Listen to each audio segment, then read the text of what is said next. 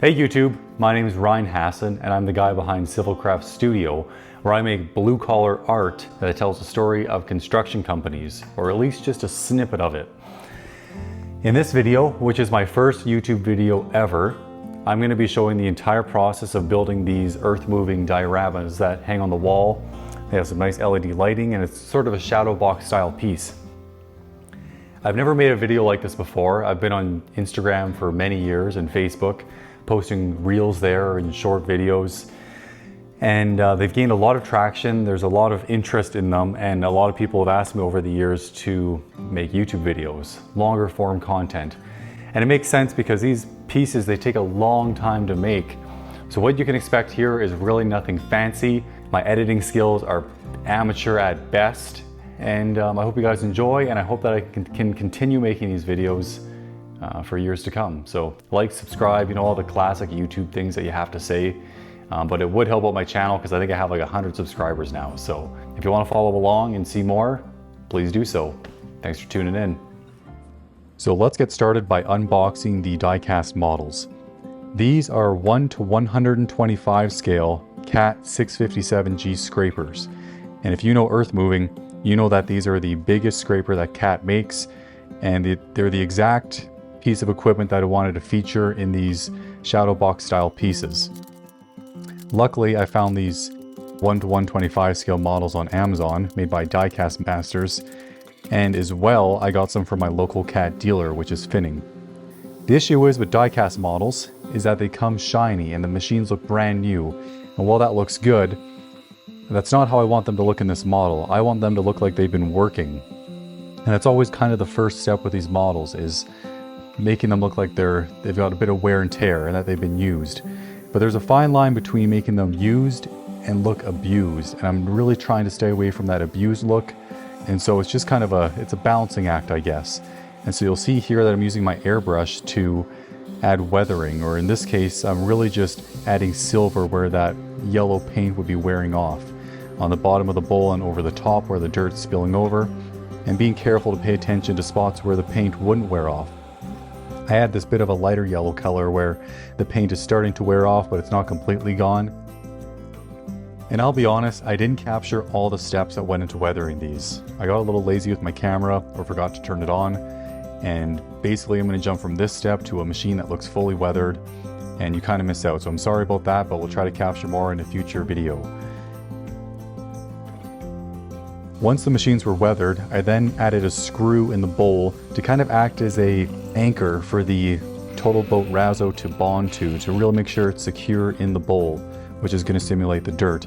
I feel now that this really wasn't necessary. This razo, it was my first time using it, and I find it really adhered well to the bowl, and I don't think there's a risk of it ever coming loose. So I probably wouldn't do that again, but at least these are over-engineered instead of under-engineered, if you want to call that engineering. I use a toothpick to kind of smooth it over the bowl, and once it's painted, you have this fleet of CAT scrapers that looks like they've been working. Now that that's done, we're going to work on the diorama base itself. I use a sheet of MDF with some steel mesh stapled to it to really act as a grip to fasten that plaster to the diorama base. Simply putting plaster on the wood alone wouldn't bond well, and certainly wouldn't last a trip across the country when these things are shipped. I had a border around the outside to keep things nice and clean, and then I mix up the Sculptamold mix and then apply it to the diorama. Now this stuff's kind of tricky because it dries really fast, and so I'm working like a madman here, not quite as fast as you see in the sped up video, but working very fast to try to get this shaped the way I want before it gets too hard. I find it gets very firm initially, and then it takes about 2 weeks for it to fully dry after that, so it's not super ideal. I'll probably try using the razo for this in the future, but Sculptamold is a very popular product for railroad modeling to create a terrain-like texture. And you'll see here I'm just shaping and actually using what I call a burner scraper to get some tire marks in the plaster. I'm really just playing around with different techniques to try to get some texture built up on these layers in hopes that they show through on the finished product. Before the plaster is totally cured, I break off the frame around the mold, and I'll use those on the next one, and then it's just cleaning up the edges to make sure it's It's nice and professionally done. You don't want loose edges, so just a touch of water, smooth it over with the fingers there to kind of round over those corners. Really seals things in nicely and keeps it professional. Now, of course, I missed a step here. This thing's brown all of a sudden. How did that happen? Well, basically, I take them outside on a nice summer day and I spray paint them with light brown spray paint. Nothing fancy there, but it's essential to get a good base coat of brown on here, just because when I add the dirt, I don't want any white to show through. I add some highlights with my airbrush, and that helps highlight these shadows in the future. I get dirt from a job site, some really nice sandy, silty material, and I cook it on my barbecue to really high temperatures to kill off any organics and dry it out. Next up, I've got to sieve all the material. I got this sieve set from an antique shop. I think I paid $100 for it, and it's a beautiful professional set that a lot of people use in labs. I simply take the dry dirt. You can see the silt content in here with the amount that's just floating in the air. It's a really nice material. I shake it up like a martini. This is not to any ASTM standard. It's just me shaking it up to work out those fines. Obviously those nuggets are too big, but it's kind of cool to look at all the layers. Until you get down to the bottom in the very fine mesh and I get that really fine material. And this is what I want to use for my diorama model. Before I sprinkle it on the diorama base, I actually coat a layer of glue and water mixture on there to help it bond. I add a light layer, and then I take this little contraption I made, and it's the tires from one of the scrapers, and I use that to try to get some extra tire marks in there and really show that these machines are traveling on here, and it's a nice detail that does show through. To lock it all in place, I spray a layer of isopropyl alcohol to break the surface tension, and then I spray a layer of a mixture of water, isopropyl, and PVA glue mix. One of the things I love about this barn is up in my loft I have this big hay door, and on a nice Saturday morning in the shop, there's nothing better than opening this up and looking at the sunrise. Sometimes you gotta smell the roses. They smell good. Anyways, back to work.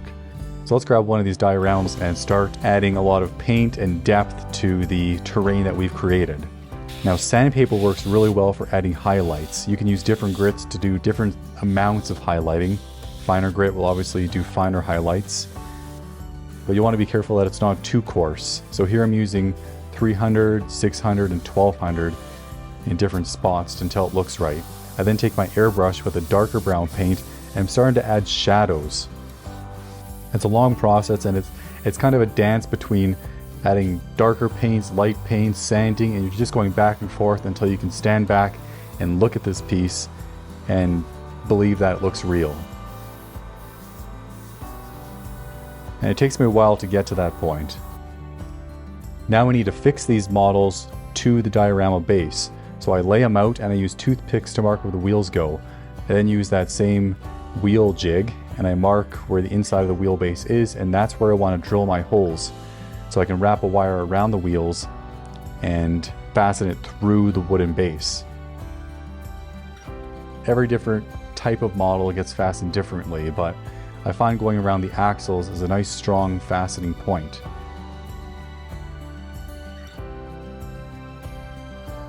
Now, some clients wanted a D11 dozer added to the dioramas, and luckily there is one available in 1:125 scale. The detail on these models isn't spectacular, but once you weather them, they actually look pretty darn good. Just adding a bit of dirt under the tracks where it builds up during a long shift.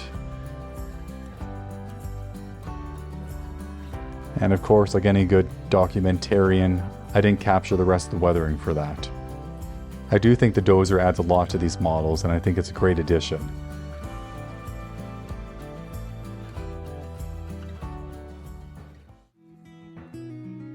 It's time to use wire to fasten these models to the diorama base. In the past, I've used wire that holds its shape after you bend it, but I find that it fatigues and it actually has a risk of breaking. So here I'm using this jewelry wire, which I've had in my drawer for a decade, and it's finally going to serve its purpose.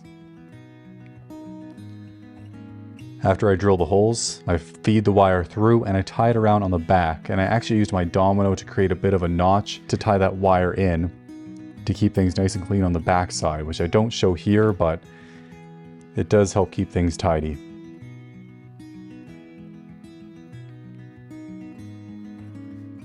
And this is why it's so important to carefully mark where those holes need to be drilled, so when you tighten the cable, the scrapers fall into place nicely. Take it back upstairs to the loft where we resume the painting. I've already gone in there and added extra dirt and glue to build up where that dirt would have spilled over as these scrapers are filling up in the cut. I use my airbrush to add some different color and texture and a bit of abrasive material to add some highlights. We're down to the final strokes here, and it's a really satisfying stage to have this part of the project done. So after spending all that time building the diorama, it's important to spend that same amount of energy building the wooden encasement that's going to display it. And this is where my woodworking passion comes into play. I throw on my leather apron and get to work. I fire up my dust collector, which keeps my work area tidy and safe. And now it's time to mill up this lumber to build the cases. I throw them through the thickness planer, which will make them flat and down to the proper thickness. And I've since upgraded this planer as well as my joiner to more industrial level machines from Powermatic, and it's been a really good upgrade. But back when I built these, I still had my smaller tools, which work great, and you don't need the fancy equipment. So don't be deceived by what equipment people have on YouTube. You make do with what you have. Now I take it over to my bench and I do some layout planning. Also, how nice is this workbench? I got this on Marketplace a couple of years ago, and I still pinch myself every time I walk into the shop and get to use it. It's a beautiful piece of furniture. After some careful planning, I'm over to the table saw and I'm ripping these boards down to the proper width required for the frames. Now, I almost never wear gloves when using the table saw, and I honestly don't recommend it, because I think it's actually less safe because they can kind of get in the way. So my fellow woodworkers, don't roast me too harshly in the comment section. It happened to be what I was wearing when the camera was rolling, and I'm not about to refilm it.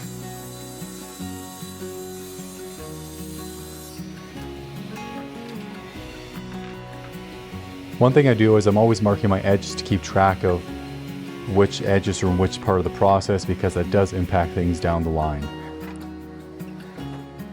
Now it's over to the miter saw, where I cut the boards down to the rough length.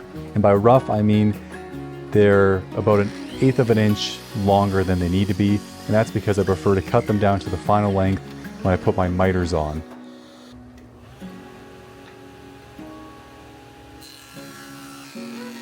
I'm using a dado stack on my table saw to put a rabbet on the bottom of these, and that's where that diorama is going to sit.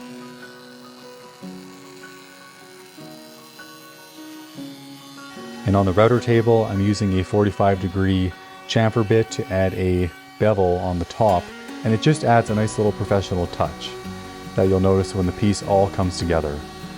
I work in batches like this, and I find that it helps me be a little more efficient, because you set your tool up once and you run your small batch through, and hopefully you don't mess it up, otherwise you mess them all up. Now it's over to my lovely workbench, where I'm going to throw these in the vise and use a hand plane to take off the tooling marks from the edges. And this wouldn't be a real woodworking video if I didn't show some close-up footage of me using a hand plane, because you're not a real woodworker if you don't use a hand plane, or at least that's what YouTube wants you to believe. But honestly, I've fallen in love with hand tools over the past years, and this part to me is probably the most enjoyable part of the process. There's just something about using a hand plane that's kind of a nod to our ancestors in the way that things used to be done, and in a way that still works perfectly well today. And to hold a high quality plane in your hand and create some wood shavings is just such a great feeling. That being said, you can't get away from sanding, and there's always sanding to do. I throw my air filter on my workbench when I'm doing this to kind of collect the dust, although you probably should be wearing a mask. Sanding is a step that you don't skip out on. You work your way up through the grits. I sand these up to 220. I find that's a nice balance between getting a smooth finish and allowing that wood finish to actually soak into the pores. Now these are really coming along nicely, and they're pretty much done. But on the top piece, I still need to create a cover for the groove that I created for where the glass slides into place. So I mark how long it needs to be. I take it over to my Bridge City joint maker, and it's just a really nice way to make a precise cut on a small piece of wood. And basically this just covers where the glass slides into place. You'll see that later. I now need to cut the aluminum channels for the LED lights. I'm using a saw stop, so of course I need to put that into bypass mode first, which makes sure that the safety brake won't slam into my blade when it contacts the aluminum. Now you can see I've gone ahead and pre-finished the insides of these, and that's going to make things easier down the road.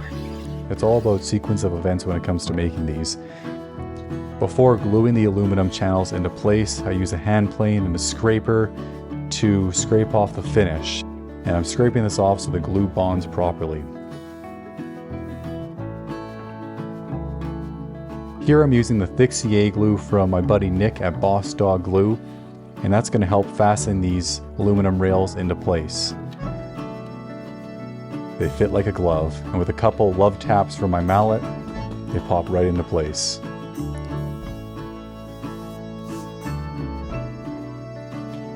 Plastic covers, they're diffusion covers for the channels, and what you'll notice is that I actually replaced these with white ones because these ones didn't quite provide the level of diffusion that I wanted, so I ended up replacing these, but it was really the same process. I slide them into place and I flush trim them with a saw. Don't cut into your wrist. I make sure they're perfectly flush with a file, and then I'll be popping these back out until later in the project. Now it's time to glue all these together. I'm using dominoes to ensure I have a nice strong joint, and it also helps with alignment.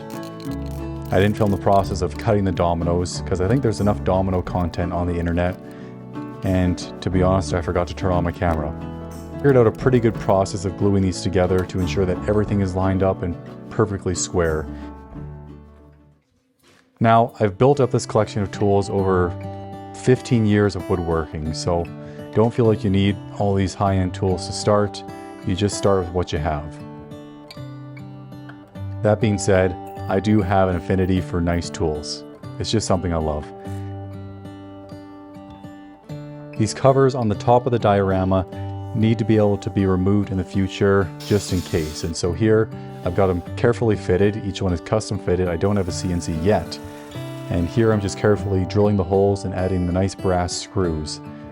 This is the only time I use flathead screws because I just think they look nice and they add a professional touch. After that, it's time to apply finish. I like to use Black Forest Monocoat furniture oil. It's what I use on all my tables, and it's just super user-friendly, super durable, and just really brings out the depth of the grain in the wood. And now for the most exciting part of the whole project. It's where the two worlds come together. And by that I mean woodworking and model building. Each on their own is beautiful, but man, you bring those together and you can create something really cool. It's important to sweep off any extra dust before you put the diorama in place. You can see I already have the LED lights in there and the core sticking out the back through a hole that I've pre-drilled.